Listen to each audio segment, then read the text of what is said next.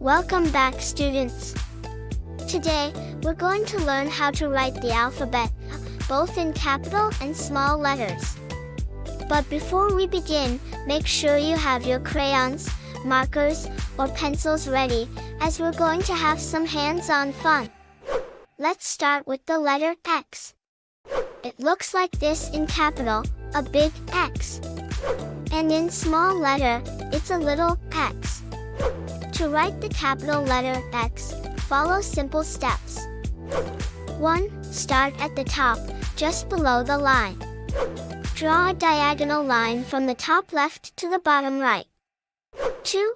Draw another diagonal line from the top right to the bottom left, crossing the first line in the center.